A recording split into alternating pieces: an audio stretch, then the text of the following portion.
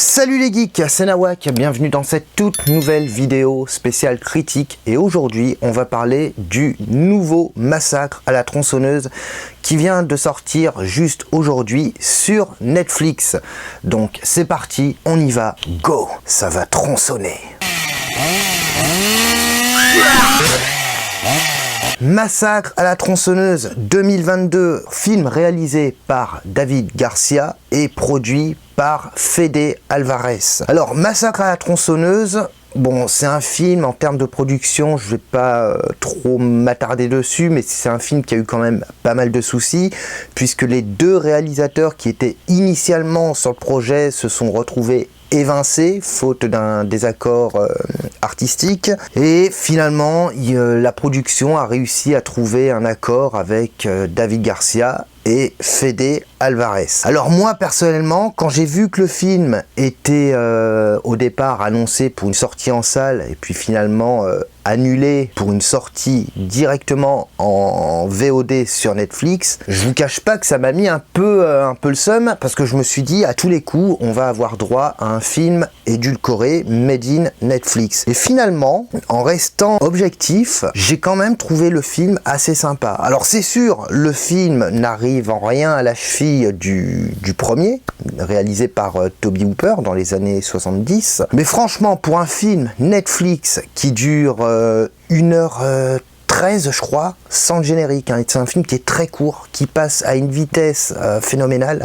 J'ai été agréablement surpris, aussi bien au niveau de l'histoire que des personnages, que du message, on va dire, véhiculé par le film. Je ne vais pas vous raconter le film, vous l'avez vu éventuellement comme moi, donc vous inquiétez pas, pas de gros spoilers.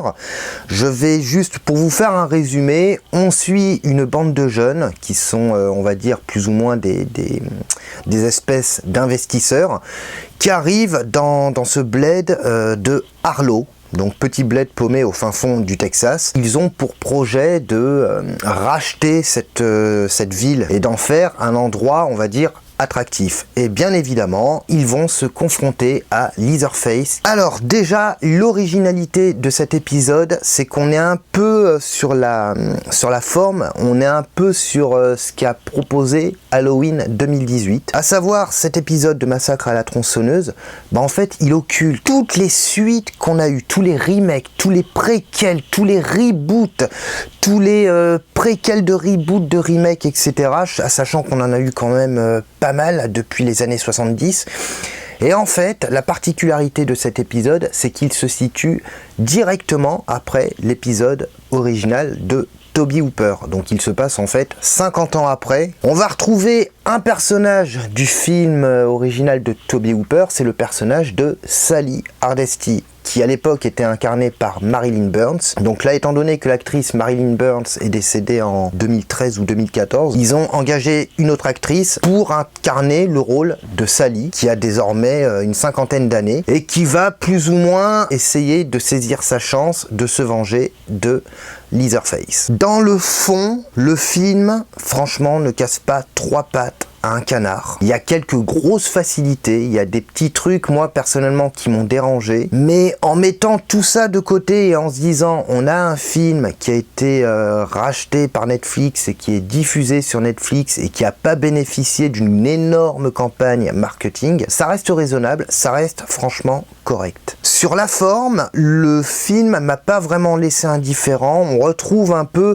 on sent un peu ce côté hommage à Tobe Hooper à travers la réalisation, notamment à travers la photographie, où on a une photographie assez chaude, assez suintante. Par contre, là où ça me dérange, c'est que le film a carrément occulté une thématique qui était vraiment présente dans le premier film. C'est le thème de la famille, qui est quand même un thème super important dans le premier film, cette famille de dégénérés. Je veux dire, le premier film ne se concentre pas uniquement sur Leatherface. Alors c'est ce que je vous disais, il y a quand même des trucs qui m'ont un peu gêné. Par exemple, Sally Hardesty, la meuf vit à côté de Harlow. Harlow, c'est un bled, il n'y a même pas d'habitants, il n'y a rien, il reste 3-4 habitants, je crois, un truc comme ça, l'espèce de folle dans l'orphelinat. Et la fille, pendant 50 ans, elle n'a pas entendu parler une seule fois de Leatherface. Elle est devenue tout l'opposé du personnage qu'elle était dans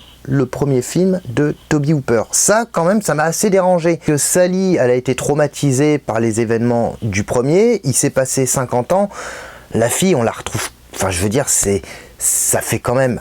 C'est improbable qu'on puisse la retrouver en tant que Rangers, super costaud, super badass, prête à en découdre avec Leatherface. La nana, en 50 ans, avec ce qu'elle a vécu dans les événements du premier, sa place, c'est un asile sous Tranxène 50. Du coup, c'est dommage que d'un film à l'autre, on ait deux caractères vraiment opposés. Ensuite, bon, dans ce qui m'a dérangé, c'est l'âge de Leatherface. Le mec, il a pas 70 ans. Ça colle pas vraiment. On devrait avoir un Leatherface, bon, je dis pas peut-être pas grabataire non plus, peut-être pas en déambulateur, mais on devrait quand même avoir un Leatherface assez affaibli, ou tout du moins, qui se déplace plus lentement qu'avant. Là, c'est tout le contraire. Le mec, il est vraiment dans une forme olympique. Donc ça m'a quand même un peu gêné. Mais encore une fois, en ayant bien en tête que c'est un film destiné à la plateforme Netflix, on peut éventuellement excuser ces petites maladresses. Mais le fait d'avoir passé à la trappe certains thèmes qui faisaient vraiment l'importance du premier film, bah je trouve qu'en fait, on n'est plus vraiment sur un massacre à la tronçonneuse.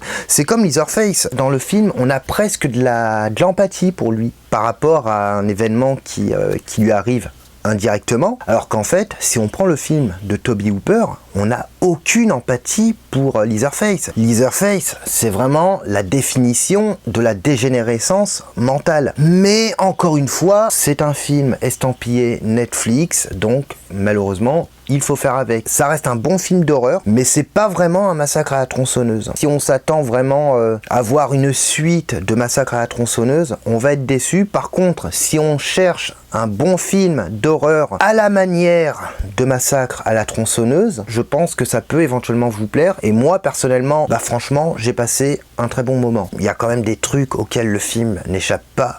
On a quand même des personnages qui sont clichés. On a des situations qui sont rocambolesques comme pas possible. Je pense notamment à cette jeune demoiselle qui n'a rien d'autre à demander que... Qu'est-ce qui lui est arrivé ? Tout simplement, il a eu un accident de ski. Il y a encore beaucoup de questions cons à poser comme ça. Et malheureusement, des scènes comme ça, on en a plein. Et moi, personnellement, ça a tendance à me sortir du film. C'est comme la nana qui est coincée dans la voiture avec une barre de fer coincée dans la cuisse et qui arrive pour sauver sa sœur, arrive à sauter sur Leatherface et tout ça. Ça me sort carrément du truc. Mais encore une fois, c'est ce que je vous ai dit tout à l'heure et je le répète, c'est un film estampillé Netflix. Donc si on accepte ça, éventuellement ça passe. Par contre, le film se permet quand même quelques bonnes idées et je pense notamment à la scène, la fameuse scène du bus, et je trouve qu'il y a presque un côté satirique de voir ces jeunes citadins dans le bus avec leur smartphone. Ça dénonce un peu la mode actuelle des influenceurs. Donc franchement, j'ai trouvé cette scène vraiment sympa. Et on a même un parallèle assez intéressant dans le film, c'est-à-dire on a d'un côté les citadins ambitieux, idéalistes, utopistes,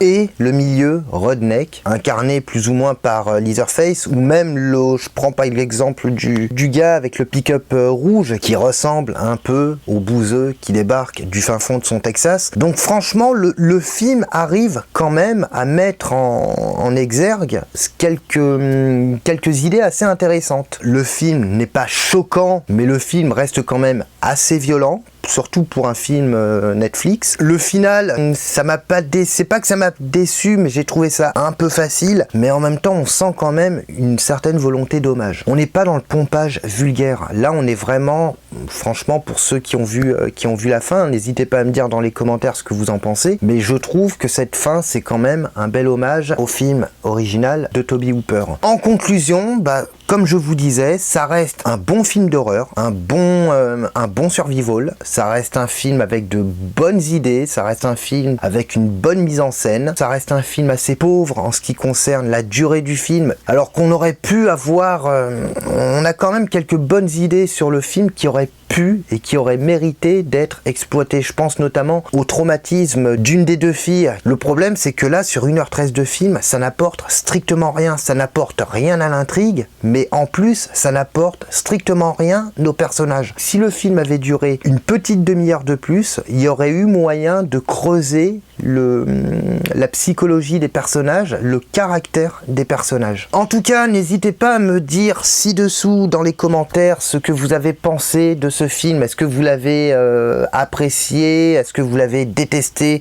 Est-ce que vous l'avez considéré comme une suite de Massacre à la tronçonneuse? Est-ce que vous avez considéré ce film comme un simple film d'horreur se déroulant dans l'univers de Massacre à la tronçonneuse? Je serais vraiment ravi d'en discuter avec vous. N'hésitez pas à vous abonner, ça fait super plaisir. J'ai vu qu'on était à 356 ou 357 abonnés, donc franchement, merci, merci, merci. Ça me va droit au cœur et ça reste le meilleur moyen de me soutenir. Pour ceux qui veulent éventuellement me soutenir un peu plus, n'hésitez pas à aller sur mon lien Utip. Je pense que quand je vais arriver à 400 abonnés, je vais peut-être essayer de faire un petit truc, un concours ou quelque chose comme ça. Donc surtout, n'hésitez pas à activer la cloche des notifications pour être au courant de toutes les prochaines sorties de la chaîne. Moi, je vous retrouve prochainement pour une nouvelle vidéo et d'ici là, portez-vous bien. Ciao!